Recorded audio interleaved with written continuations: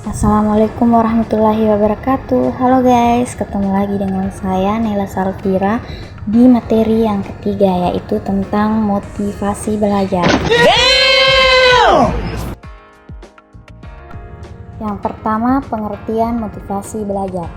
Motivasi belajar adalah keseluruhan daya penggerak baik dari dalam diri siswa maupun dari luar siswa, sehingga menimbulkan hasrat, keinginan, semangat, dan kegairahan dalam kegiatan belajar demi mencapai satu tujuan.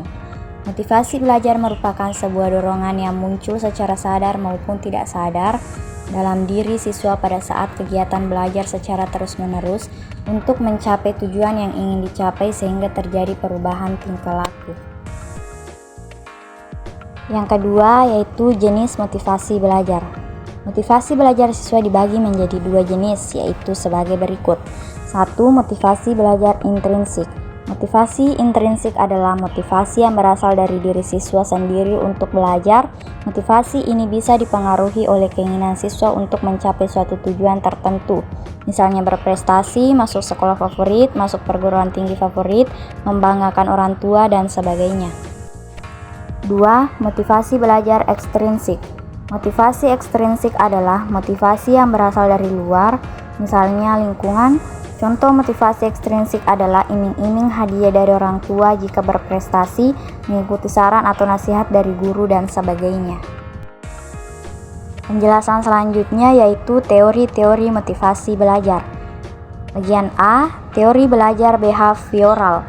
Skinner, pakar behaviorisme yang menyatakan bahwa belajar merupakan proses perubahan perilaku, bersama dengan para pakar behaviorisme yang lain, menyatakan bahwa tidak perlu memisahkan teori belajar dengan motivasi, karena motivasi merupakan produk dari sejarah penguatan. Bagian B yaitu teori kebutuhan manusia. Abraham Maslow menjelaskan bahwa konsep motivasi untuk memenuhi berbagai kebutuhan. Banyak kebutuhan dasar yang kesemuanya harus dipenuhi. Setiap anak termotivasi untuk memuaskan kebutuhan-kebutuhan dari hierarki paling bawah sebelum mencapai hierarki paling atas. Bagian C, teori disonansi. Teori psikologi yang menjelaskan perilaku dan alasan tentang penampilan perilaku yang digunakan untuk mempertahankan citra diri yang positif oleh Festinger disebut teori disonansi kognitif. Teori disonansi menyatakan bahwa kebutuhan untuk mempertahankan citra diri yang positif merupakan motivator yang sangat kuat. Bagian D yaitu teori harapan. Pada mulanya dikembangkan oleh Edwards, kemudian dilanjutkan oleh Atkinson. Teori harapan menyatakan motivasi itu tergantung pada harapan anak terhadap hadiah. Selanjutnya, penjelasan yang terakhir yaitu strategi menumbuhkan motivasi belajar.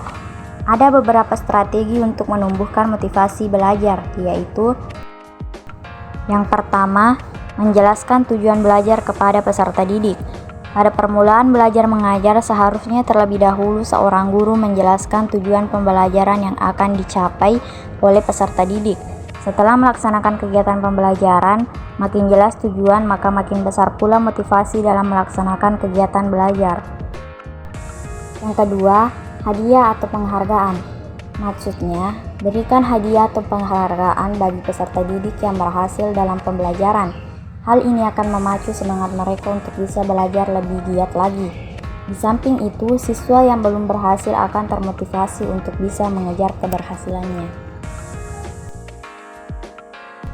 Yang ketiga, persaingan atau kompetisi. Guru bisa mengadakan persaingan di antara peserta didik untuk meningkatkan prestasi belajar dan berusaha memperbaiki prestasi yang telah dicapai sebelumnya. Yang keempat, pujian. Maksudnya di sini sudah sepantasnya peserta didik yang berhasil dengan giat mendapat pujian dan penghargaan, tentunya pujian yang membangun semangat para peserta didik tersebut.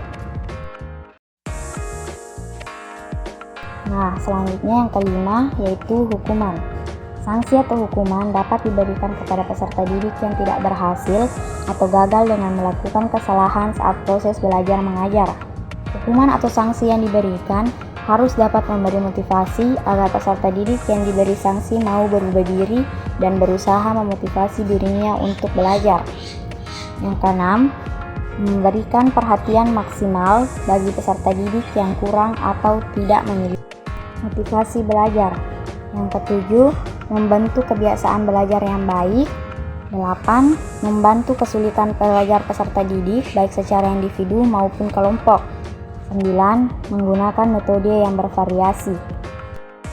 Dan yang terakhir yaitu menggunakan media yang tepat sesuai dengan tujuan pembelajaran.